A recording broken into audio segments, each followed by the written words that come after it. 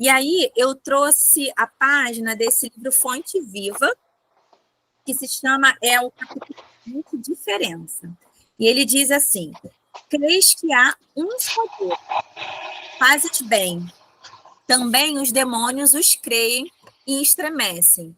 É de Tiago, capítulo 2, versículo 19.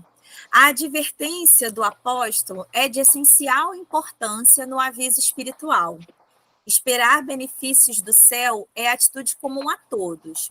Adorar o Senhor pode ser trabalho de justos e injustos. Admitir a existência do governo divino é traço dominante de todas as criaturas. Aceitar o supremo poder é próprio de bons e maus. Tiago foi divinamente inspirado nesse versículo, porque suas palavras definem a diferença entre crer em Deus e fazer-lhe a sublime vontade. A inteligência é atributo de todos, a cognição procede da experiência. O ser vivo envolve sempre e quem envolve aprende e conhece. A diferenciação entre o gênio do mal e o gênio do bem permanece na direção do conhecimento. O demônio, como símbolo de maldade, executa os próprios desejos, muitas vezes desvairados e escuros. O anjo identifica-se com os desígnios do Eterno e cumpre-os onde se encontra. Recorda, pois, que não basta a escola religiosa a que te filias para que o problema da felicidade pessoal alcance a solução desejada. Adorar o Senhor, esperar e crer nele são atitudes características de toda a gente. O único sinal que te revelará a condição mais nobre estará impresso na ação que desenvolveres, na vida, a fim de executar-lhes os desígnios.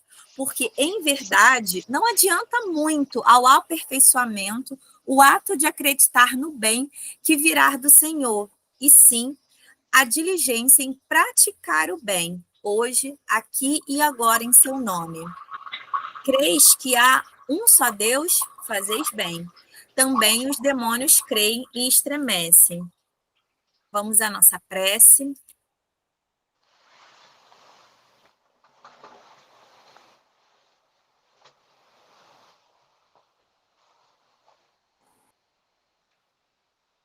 Você faz para a gente, Dani?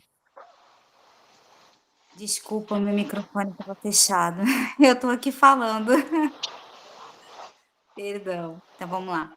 Então, nesse momento, a gente vai fechar os olhos, né? Acalmar a nossa mente, o nosso coração, para que possamos estar conectados, todos nós, assim como a espiritualidade aqui presente, que nos orienta, que nos intui, que nos ajuda nesse momento de estudo.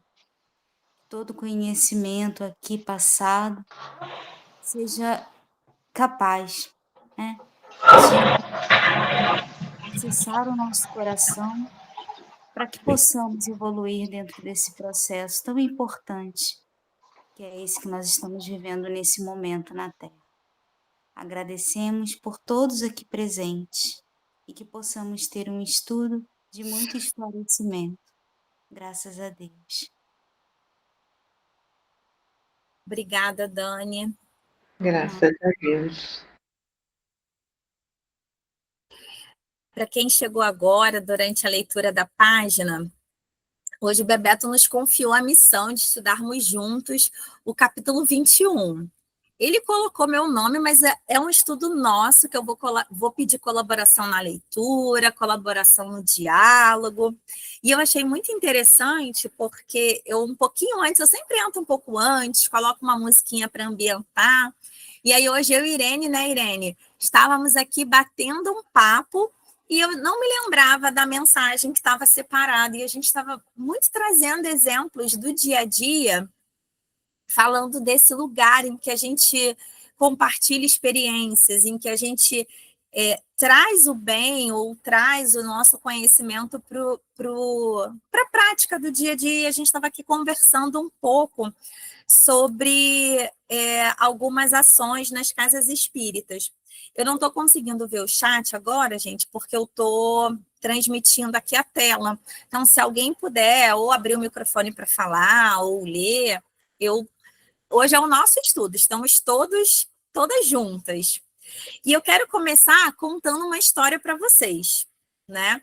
Essa história, na verdade, ela é inspirada num dos textos do Momento Espírita, se não me falha a memória, ali de 2019, que foi inspirado também numa história que o Divaldo trouxe. Olha, a inspiração da inspiração inspirada. E a história é mais ou menos assim, né? Era uma sala, estava acontecendo um evento, um grande pintor, ele ia apresentar a sua última obra. A sala estava repleta de convidados, todo mundo muito ansioso para ver como que seria essa obra. E quando chegaram, tipo um coquetel, né? Estava aquela obra ali com um pano coberto. E aí tinha muita especulação sobre como que era essa obra. Tinham ali jornalistas, fotógrafos, autoridades, todo mundo muito curioso para saber, porque o pintor já era famoso e eles sabiam que vinha alguma coisa muito especial. E na hora marcada, aquele pano cai, um aplauso caloroso ali ecoou e a pintura impressionou a todos eles. Era a figura de Jesus batendo ali suavemente a porta de uma casa. O Cristo parecia vivo. E nesse momento eu quero convidar vocês a imaginar mentalmente essa obra. Com o ouvido junto à porta, parecia que o Cristo esperava que alguém do lado de dentro respondesse o seu chamado. Começaram a surgir muitos elogios entre as pessoas que estavam ali presentes, estava aquele certo alvoroço, mas uma pessoa que estava observando a obra nos mínimos detalhes percebeu que aquela imagem, naquela porta, não tinha fechadura. E aí se aproximou do artista e perguntou: Senhor, a porta que o senhor pintou não tem fechadura. Como poderá o visitante entrar? E o pintor, com toda a serenidade, respondeu: é assim mesmo. Essa porta representa o coração humano e só pode ser aberta do lado de dentro. Alguém já conhecia essa história? Alguém quer comentar, enquanto eu vou trazer o livro aqui para compartilhar para a gente?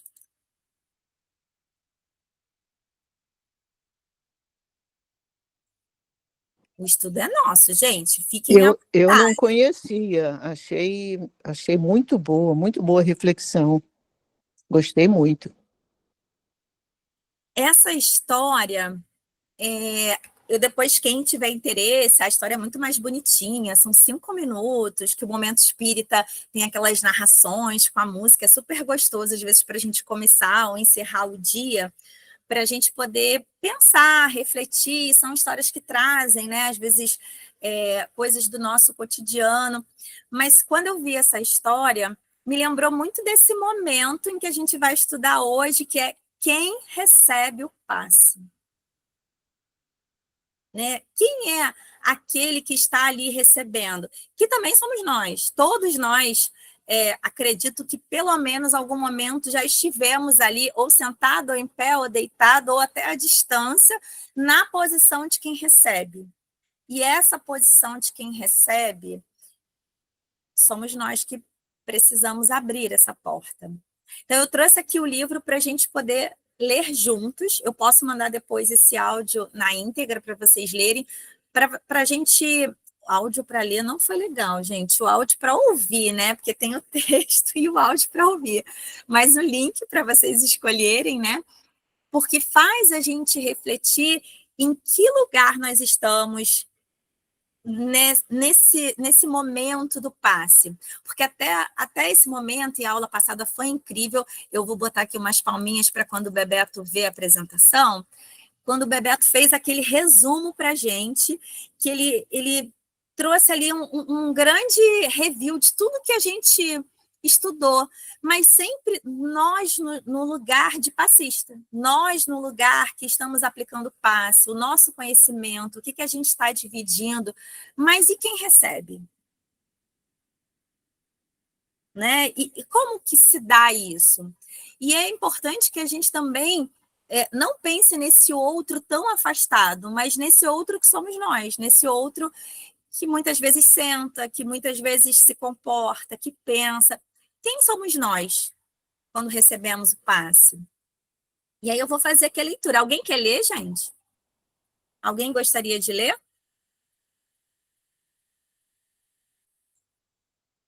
Já estou vendo vários rostinhos amigos. Por favor, meninas, se manifestem.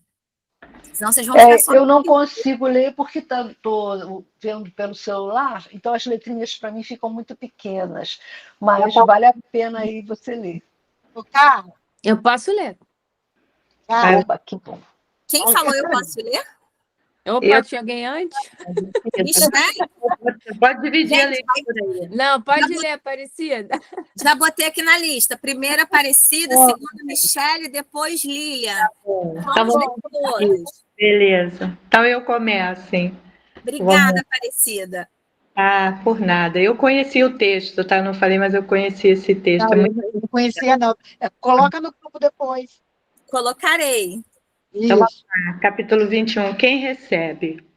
Quando o assunto é o estudo do passe, geralmente centralizamos no passista a nossa atenção.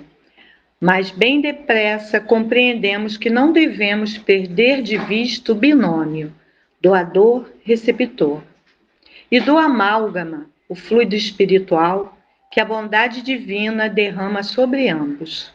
Até o momento, focalizamos bastante o doador, suas qualidades e responsabilidades, seus compromissos espirituais. Devemos, no entanto, analisar o passe também do ponto de vista do receptor.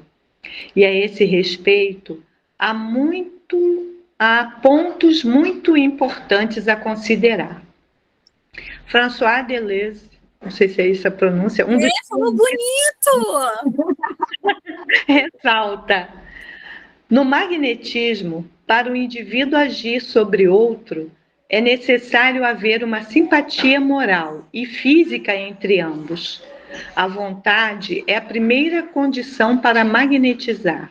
A segunda condição é a fé do magnetizador na sua capacidade.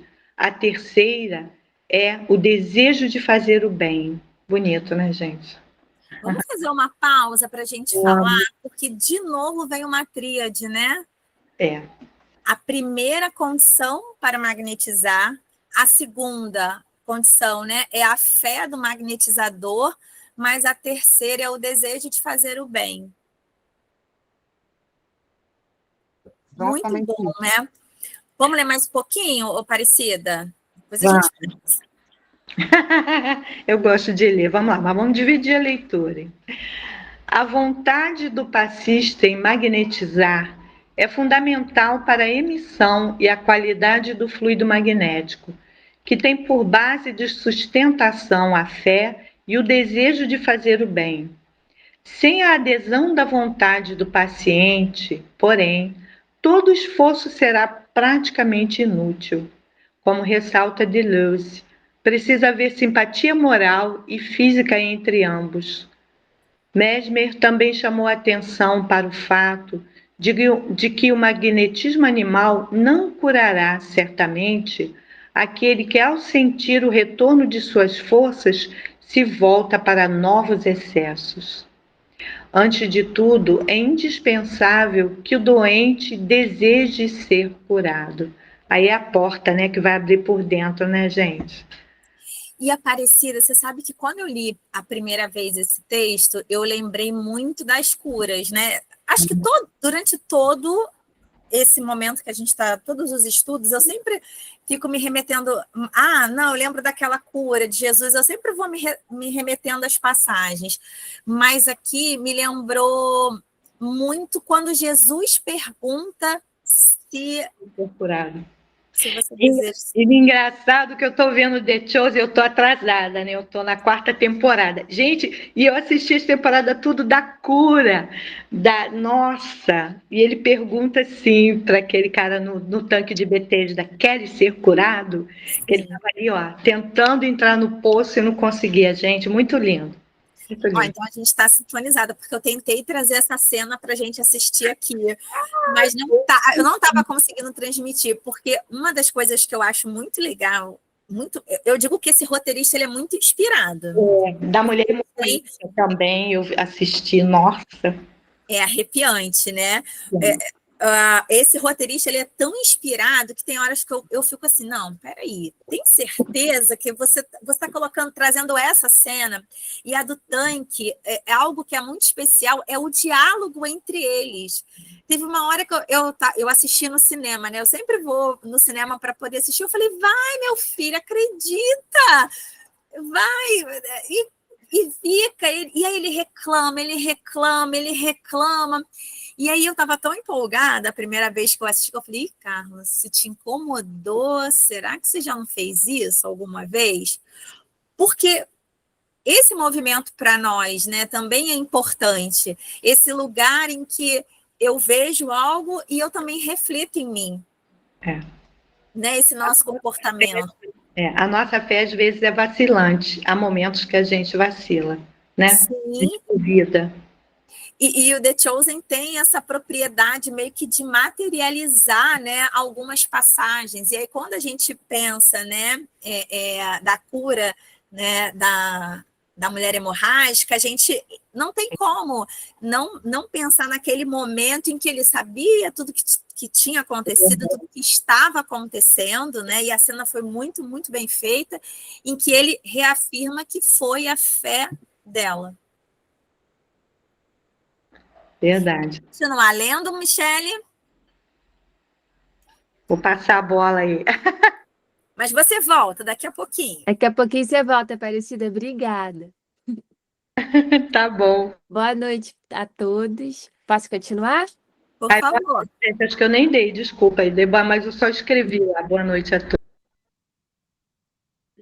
Mesmer também chamou a atenção para o fato de que o magnetismo animal não curará certamente aquele que, ao sentir o retorno de suas forças, se volta para novos excessos. Antes de tudo, é indispensável que o doente deseje ser curado. Há pacientes que nada recebem. As irradiações magnéticas não penetram o veículo orgânico deles. Falta-lhes o estado de confiança.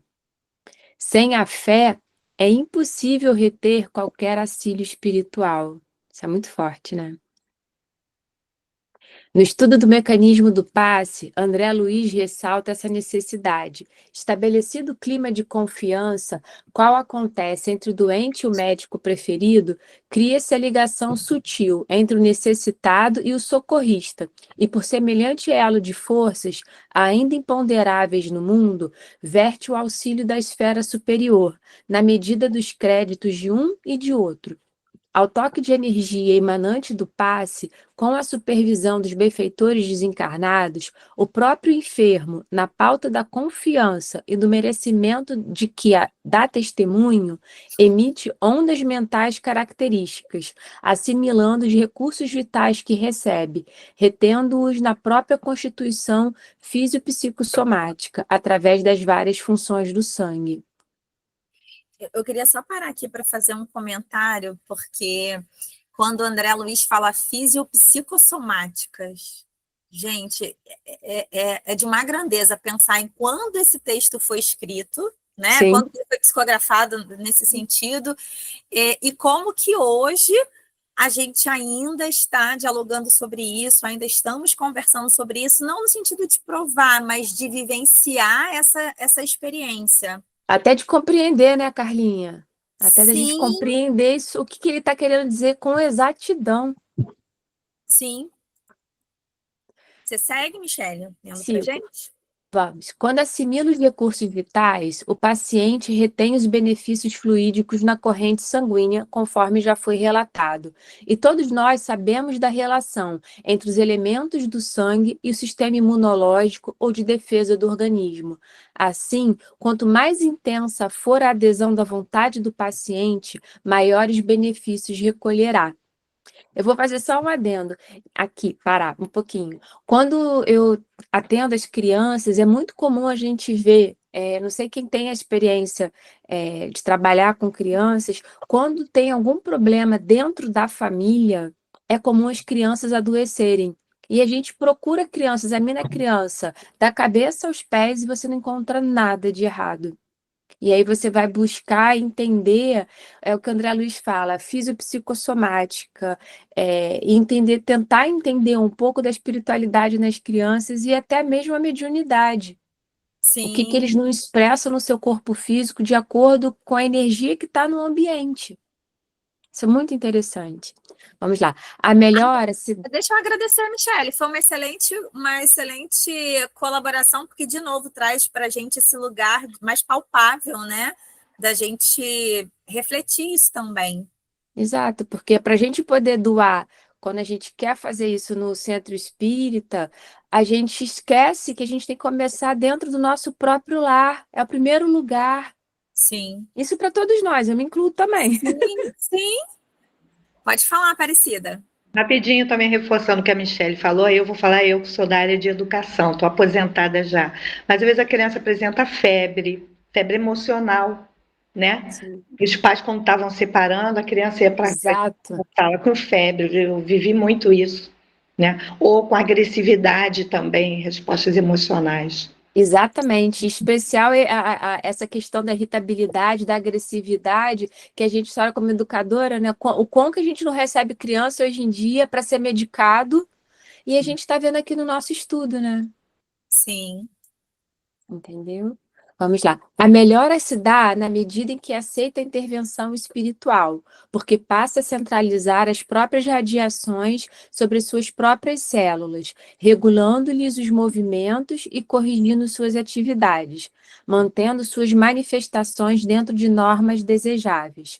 Uma vez estabelecida a recomposição, volve à harmonia orgânica possível, assegurando à mente o governo sobre seu organismo de manifestação. A adesão da vontade de quem recebe o passe é, portanto, de crucial importância, tendo em vista que toda cura é, antes de tudo, uma autocura. Muito lindo. E André Luiz deixa bem claro isso. A vontade fortalecida no bem pode soerguer a vontade enfraquecida de outrem, para que essa vontade, novamente ajustada à confiança, magnetize naturalmente os milhões de agentes microscópicos a seu serviço, a fim de que o estado orgânico, nessa ou naquela contingência, se recomponha para o equilíbrio indispensável. Aqui eu acho que a gente também pode ter uma frase, se eu voltar aqui um pouquinho, que aqui ele vai trazer um estudo, mas antes desse estudo, quando ele fala da autocura, é muito comum, principalmente hoje, quando a gente vai falar, pesquisar de saúde e espiritualidade, me ajudem aqui os estudantes do assunto, em que cada vez menos a gente fala a palavra cura no sentido desse atendimento, né, que nos é oferecido, né, nós enquanto pacientes ou as pessoas que trabalham na área da saúde, mas muito desse lugar da autocura, né, do quanto que você esteve envolvido por esse processo. Aqui na minha família, a gente recentemente passou por um processo, né, em que meu marido, né, precisou fazer uma cirurgia, que foi a extração de um achado, era um tumor, e a gente vivenciando de todo aquele momento. Então, a gente teve um grupo de amigos que apoiaram, então tinha os momentos de oração, tinha os momentos de diálogo, mas a gente trouxe muito ele para esse momento dele refletir o processo dele. Ele, não, mas eu acredito que o médico vai conseguir. Eu falei, mas é a autocura. Ele vai tratar ali algo físico muito pontual e que a gente está ali com o melhor médico que a gente conseguiu para você. Mas e você? né? Qual é esse movimento que você vai fazer dentro desse processo? Porque aqui até estou trazendo um exemplo de algo mais material, né? Mais quando a gente está falando assim. Mas e você, assim, qual é a sua contribuição? A gente teve um desfecho assim extraordinário na situação do Alan, né? Todos os exames clínicos, exames de imagem tinham um desfecho muito desfavorável. E a gente teve um desfecho incrível em que ele perdeu, né, ou retirou, acho que seria a melhor palavra, 20% do rins. Quando veio a biópsia, veio assim para contagiar a gente de alegria, que foi uma biópsia, um tumor benigno, e ele ficou assim meio sem acreditar. Né? E olha que momento, e eu estava conversando com a Irene um pouquinho antes da gente começar, que ele começou a assistir as palestras, ele começou a se interessar por esse lugar da autocura, de reflexão, e muito assim, dentro do momento dele, que não é espírita, que não é cristão, mas ele começou a olhar para a saúde dele, para as atitudes dele, por um outro olhar, né? Darlise, pode falar, por favor. Boa noite, gente, é um prazer estar aqui com vocês. E assim, o que eu gostaria de estar também assim contribuindo, falando, é sobre justamente essa questão, né, da autocura. Eu sou psicóloga, né, e algumas vezes nós recebemos pessoas que não fazem ideia do quanto elas se odeiam. E aí, de repente, no atravessar, né, de uma doença física, é que elas vão, de repente, se dando conta que na formação daquele sofrimento, na formação daqueles sintomas, daquele adoecer, o quanto elas traziam com elas, além de, pode ser traumas, mas também um sentimento de raiva com relação a si mesma, né? Nós percebemos isso em adultos que foram traumatizados, né, muitas vezes na infância, e que constroem uma aversão, né, uma rejeição, muitas vezes, sobre si. E aí vem, só que isso está num nível tão inconsciente, que aí vem, de repente, esse adoecimento, né, como uma forma, seja de autopunição ou de expressão mesmo desse sofrimento, né, somatizando no corpo, e somente assim, através realmente de um autoconhecimento, de se aprofundar e poder passar, né, por um processo de autoconhecimento e autoamor, é que aí ele vai adquirindo essa noção e o desejo da autocura. Porque, às vezes, está tão inconsciente, né, o desejo de morte, né, o desejo, às vezes, de sair dessa vida, e uma das formas são os vários adoecimentos, ou até mesmo para evitar o enfrentamento de tantas outras adversidades. Então, esse processo de autocura com relação, por exemplo,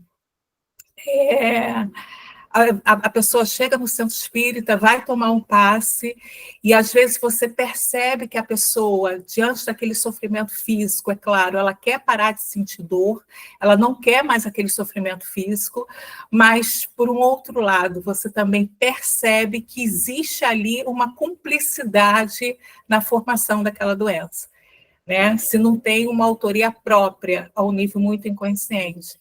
Então, essa questão de receber o passe magnético, de receber os fluidos e de entrar nesse processo de autocura, é um processo que requer, de verdade, às vezes, assim, um autoconhecimento, um aprofundamento muito grande de si, né? Então, assim, só queria colocar porque eu percebo que alguns pacientes, por exemplo, que apresentam doenças gravíssimas, alguns tipos de câncer, e nós vamos se adentrando na história de vida, existem traumas às vezes são muito fortes, né? Abusos sexuais, abusos na infância, uma série de negligências, e a formação daquele sintoma diz respeito a uma série de significantes que foram internalizados, né, por aquela pessoa, e que fez ela se rejeitar, fez ela querer matar parte de si, que é onde tem a dor, né? Ou transformar essa grande dor emocional numa dor física, que é a forma que ela consegue, a um nível inconsciente, escoar tamanho sofrimento. Então, é isso. Então, assim, eu acho muito importante que a gente possa estar falando mais disso, nos aprofundando mais, para que a gente consiga também levar isso às pessoas e ter esse acolhimento integral, né? Principalmente na casa espírita. É isso. Obrigada. Antes da Daniele falar, eu queria só fazer um comentário, Darlise, que assim, você falou muito desse lugar, né, de percepção, né, de autoconhecimento, desse lugar de ajuda, de fala. E um exemplo, porque eu sempre, quando a gente está aqui no estudo, até nos estudos de diretório acadêmico, eu sempre procuro pensar em algo simples que a gente pode começar agora. E quando você estava falando, me veio muito assim, quando alguém faz um elogio para a gente, e que às vezes a gente não recebe. É verdade. Um presente, por exemplo, recentemente eu dei um livro para uma amiga, ela, não precisava. Eu falei, não era sobre precisar. É um presente, recebe esse carinho, estar disponível para receber ajuda. Sim. É estar disponível para até ouvir, porque às vezes a pessoa vai te fazer um elogio. Eu gosto muito de usar a palavra crítica, que a gente vai traduzir essa crítica como positiva ou negativa, dependendo do ponto de vista que a gente está partindo, mas de se permitir estar nesse lugar de receber um presente, receber um elogio, receber uma crítica, um puxão de orelha. Sim. Né? Receber. Sim. As coisas, às vezes, estão tão se atropelando dentro até desse lugar das nossas histórias, que a gente não se coloca nesse lugar de receber.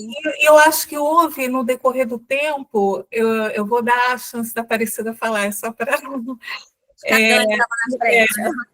desculpa, é que no decorrer também do tempo, o cristianismo, né, com algumas distorções, né, e as pessoas não entendem que a humildade, ela nada interfere na questão de você poder se valorizar, de você também poder ver o seu potencial, assumir-se enquanto pessoa em potencial também, assim como as nossas imperfeições, né? Então, assim, são algumas distorções que fazem com que a gente, culturalmente, tem que ser modesto, ainda mais o espírita, tem que ser modesto.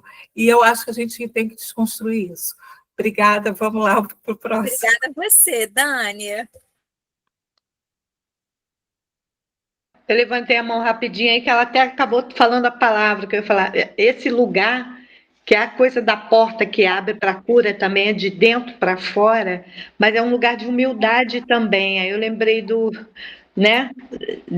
paralítico lá, a humildade, assim, o orgulho de achar que você não merece, aí eu não consigo, eu não vou ali, enfim, também passa pela humildade de se colocar assim, eu mereço, não, eu mereço essa cura, né? E tirar o orgulho de lado, né? Enfim. São muitas questões que têm a ver com autoconhecimento, né, gente? É muito bom. Dani? Oi, desculpa. É que a internet aqui tá muito ruim.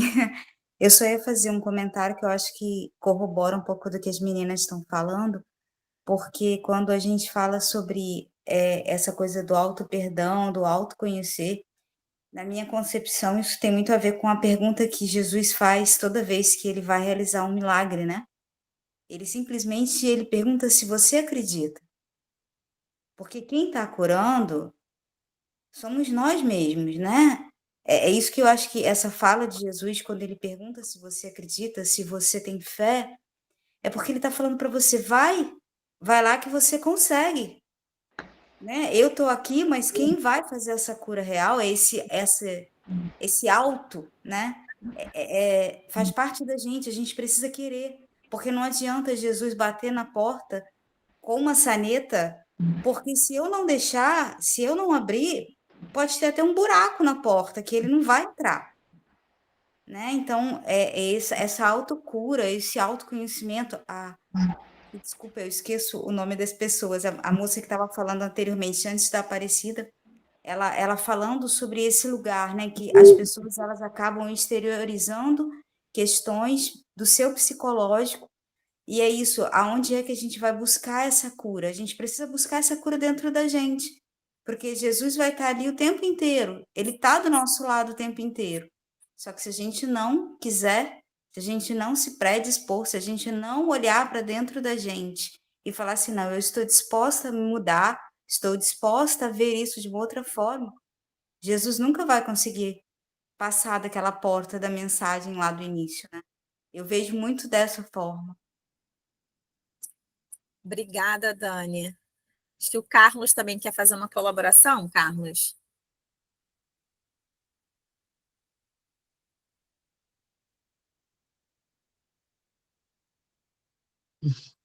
Carlos? Acho que não. Lili, Ele está sem som. Ele deve estar falando, mas está sem som. Olha lá, você está desligado o seu áudio, Carlos.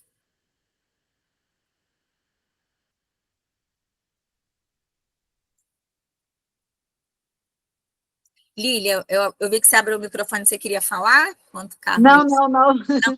Não, eu ia falar, mas aí falaram que eu ia falar e eu deixei.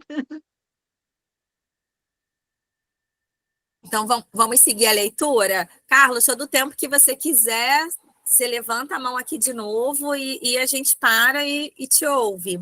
Quem quer seguir lendo? Era eu. Vamos lá. Parou aqui no Vamos Relatar, não é isso? Vamos relatar isso. Vamos relatar uma pesquisa realizada no Hospital das Clínicas, em São Paulo, que mostra uma porcentagem de 10% de pacientes refratários ao tratamento com Diorei. É o equivalente ao passe, que é utilizado pelos adeptos da Igreja Messiânica.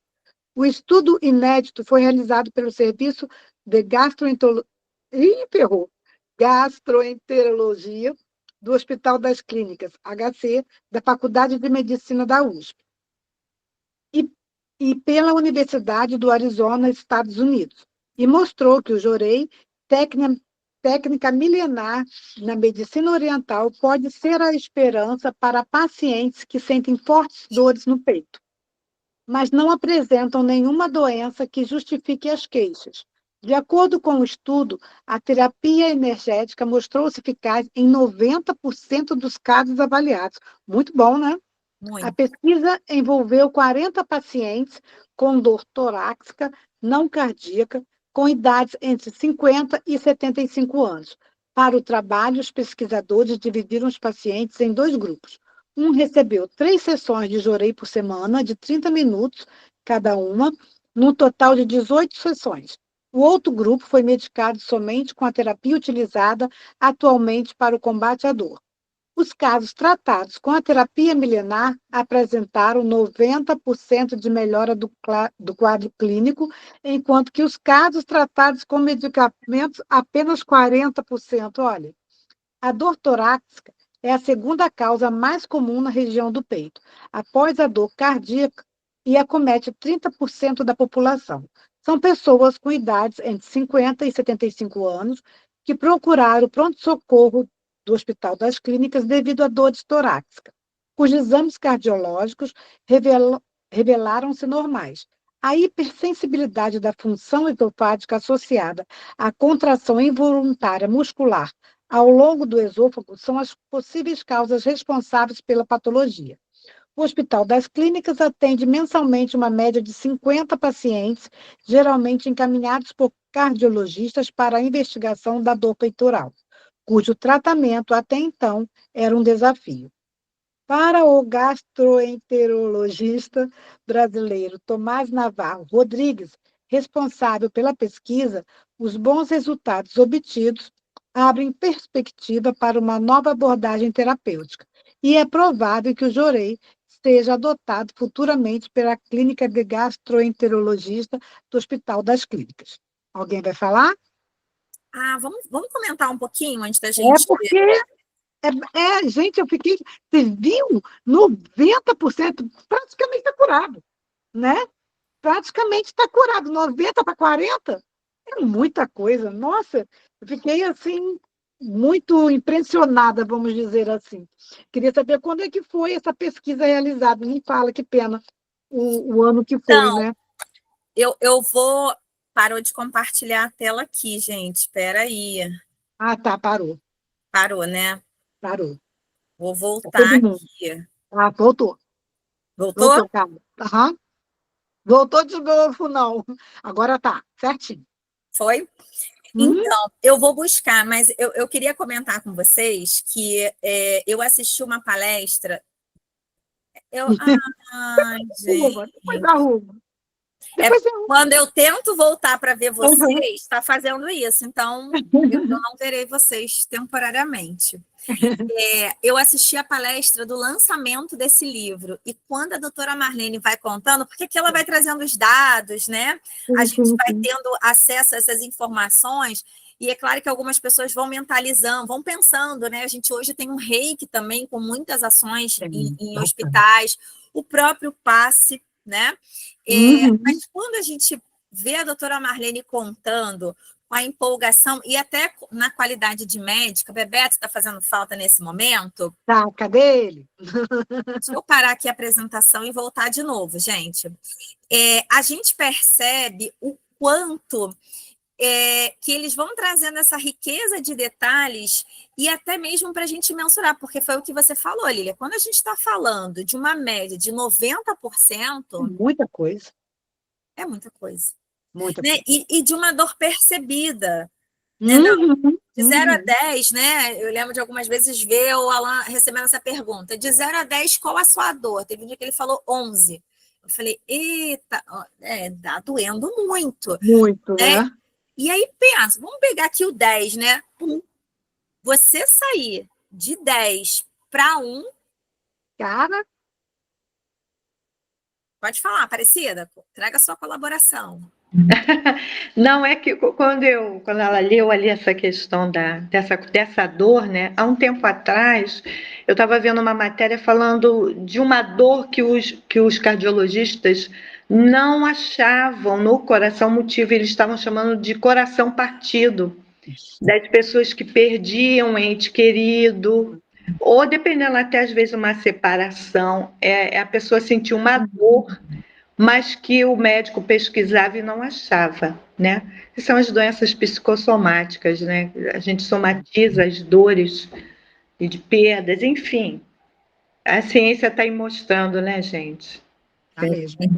E acho que a Darlise trouxe uma contribuição, né, da gente olhar para esse lugar, olhar para esse outro, e eu estou sempre convocando para que a gente possa se olhar, né, se colocar no lugar do passe. Eu lembro até hoje, gente, assim, a primeira vez que eu recebi um passe, e a pessoa era da mocidade, né?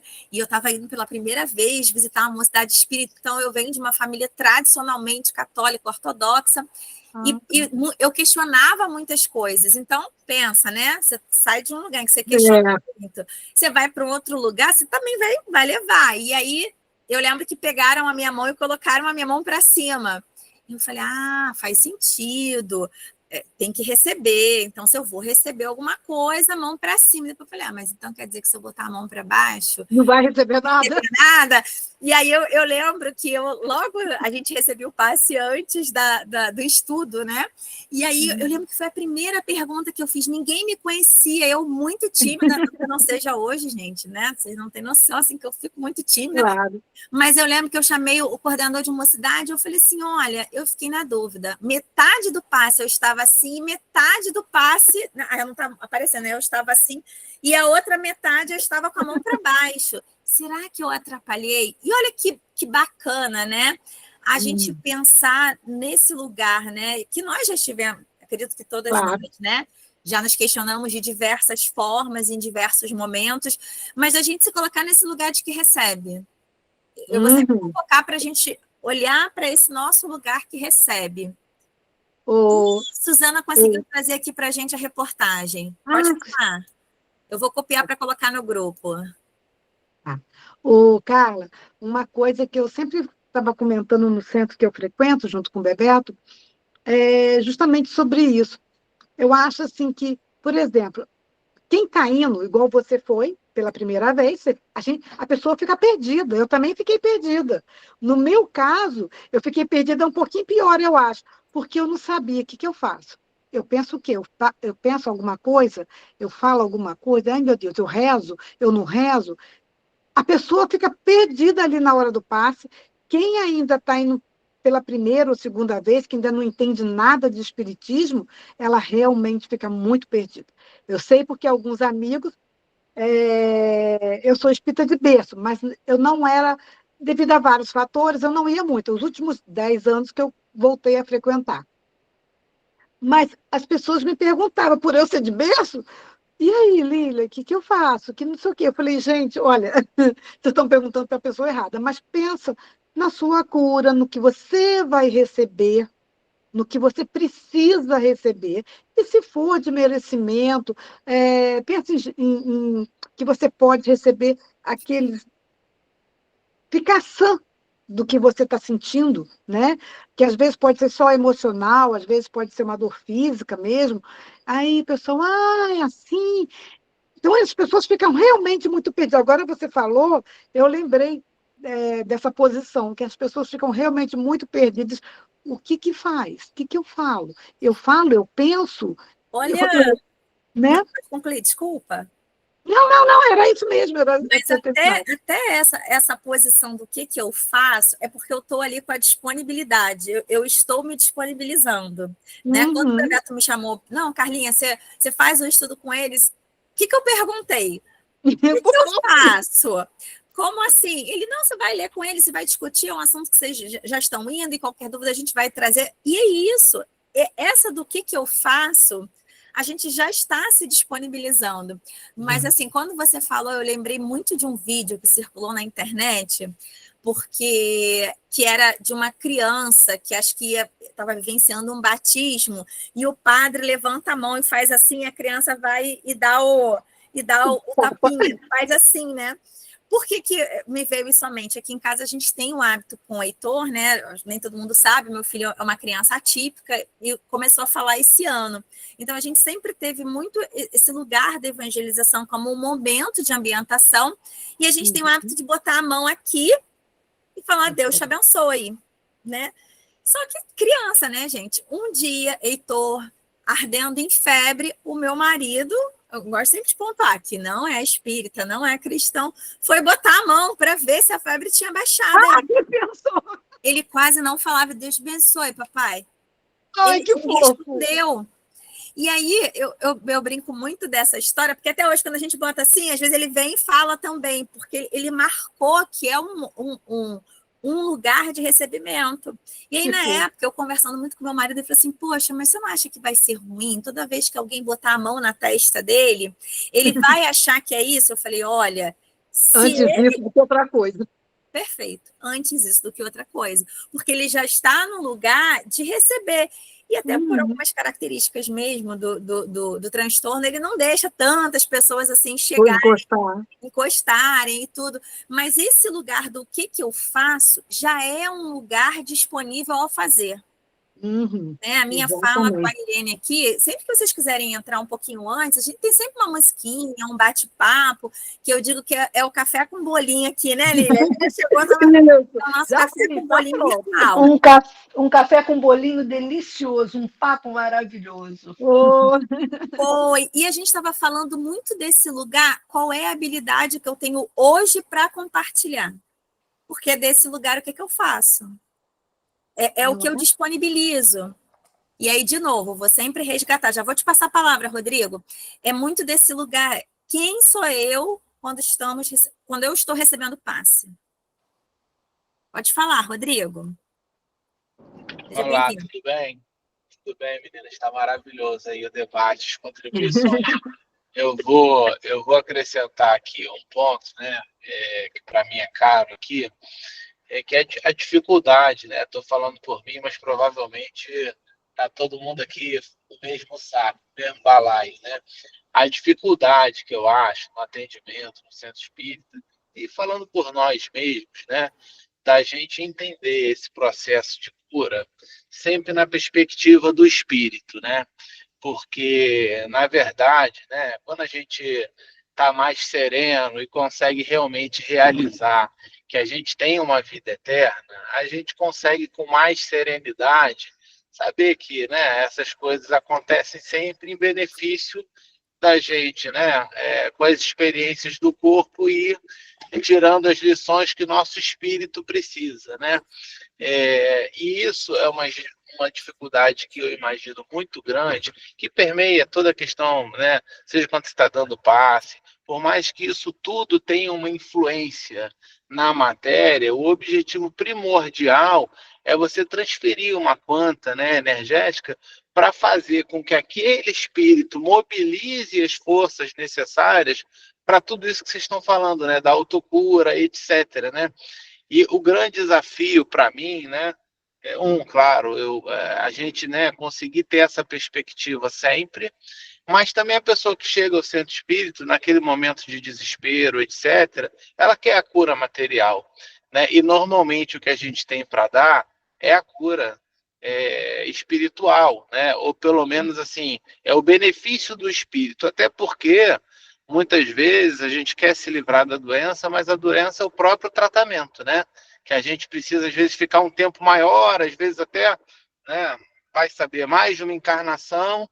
Então, acho que a grande questão, assim, que a gente não pode perder de perspectiva é que, assim, o passe, essas coisas todas, né, são terapia do espírito, para mobilizar as coisas, para que a gente faça a autocura, né? Isso que eu tenho muita dificuldade, assim, né? De sempre não me esquecer e fazer essa abordagem, né, com as pessoas que chegam no centro espírita, né?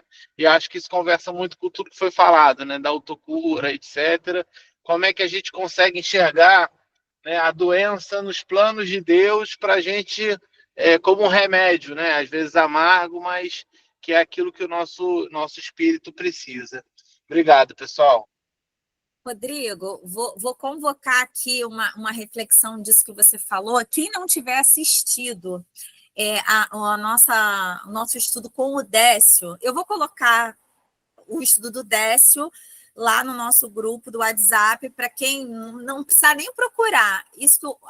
As questões que o Rodrigo trouxe me lembraram demais as colocações do Décio, né?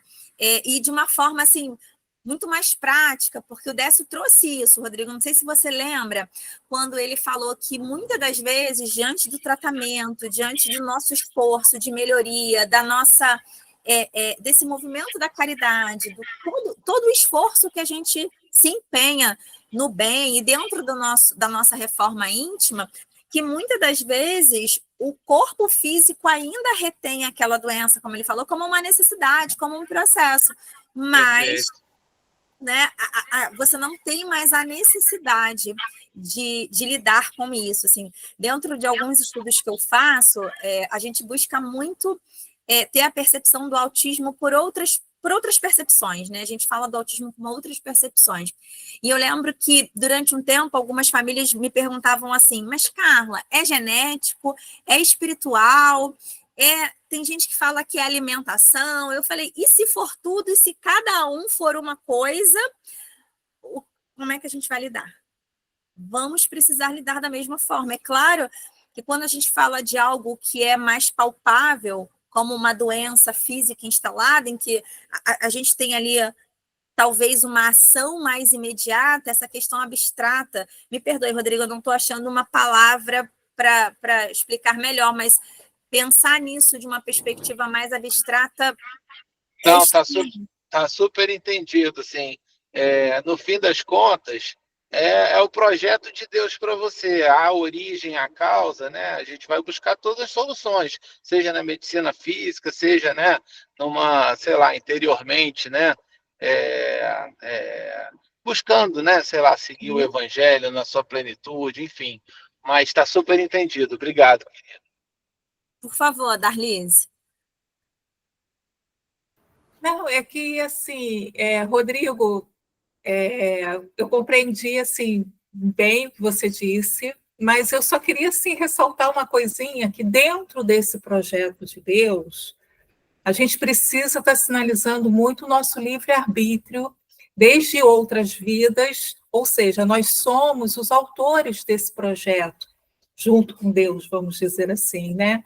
Porque senão a gente não se responsabiliza o suficiente pelo próprio sofrimento, né? Seja ele qual for.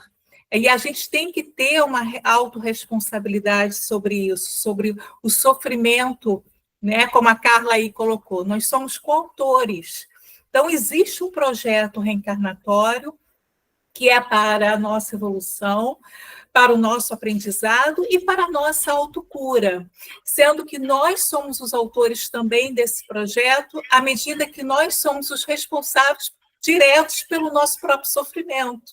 Porque é aquilo, né? O outro pode até tentar nos adoecer, mas ele precisa muito dos meus recursos para que consiga me adoecer. Então, esses recursos que eu ofereço ao outro, seja através de uma obsessão, seja através de uma relação destrutiva, seja em que contexto for, confere a mim.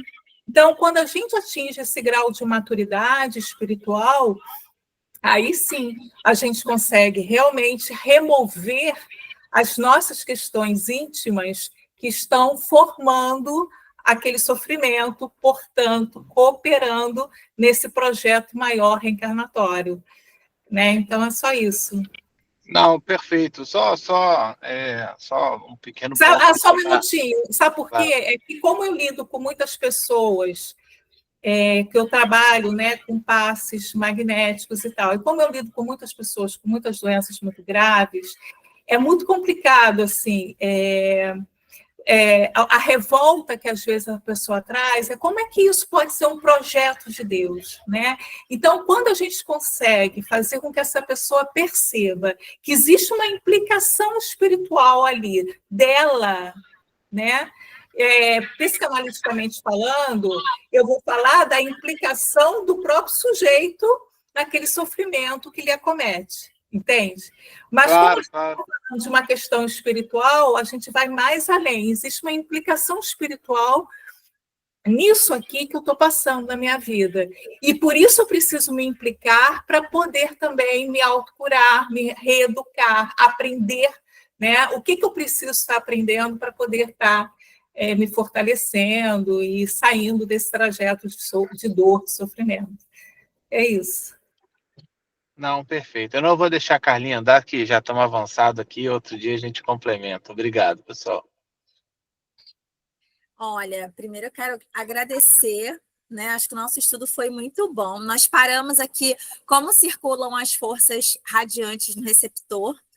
Vamos entregar esse estudo para o nosso Bebeto, né, daqui a 15 dias, mas eu acho que nós cumprimos aqui bem, né, a função de trocarmos experiências, né, e queria muito convocar de vocês esse olhar para vocês, né, dentro desse estudo, o tempo inteiro ali, quando eu fui lendo, né? Até quando eu perguntei para o Bebeto, como eu faço, né? Como que eu posso fazer? Me veio muito desse lugar da gente também se olhar como aquele que senta, como aquele que também recebe o passe, já que ao longo de todo o nosso estudo a gente vem se preparando, né? Muito dentro de algumas considerações que Darlise trouxe agora, Rodrigo também, a Dani, enfim, todos que falaram, mas a gente como passista, a gente atuando, né, Aparecida? Mas quero muito convocar que nesse momento a gente possa se olhar recebendo. Então, vou convidar vocês para fecharem os olhos, tomarem uma respiração profunda, que a gente possa agradecer por essa oportunidade de estarmos aqui, de trocarmos experiências, de trocarmos ideias, conhecimentos, saberes, que a gente possa receber bons fluidos da espiritualidade que está aqui conosco hoje, que nos convoca também a olharmos para esse lugar de recebimento. Porque quando nós estamos recebendo, quando nós estamos nesse lugar de humildade, de olharmos também para as nossas questões, para as nossas emoções, a gente também tem um olhar de mais abertura e de mais tolerância com o outro. A gente escuta melhor, a gente estuda melhor, a gente ora melhor e a gente trabalha e coopera melhor. Que o nosso grupo possa continuar sendo fortalecido pelo estudo, para que muito mais do que palavras e saberes, eles possam se transformar em ações. Então, de todas as nossas habilidades vindo para esse plano espiritual, a gente possa também aprender novos talentos, a desenvolver nossos talentos em benefício da humanidade, em benefício do nosso próximo, mas também em nosso benefício.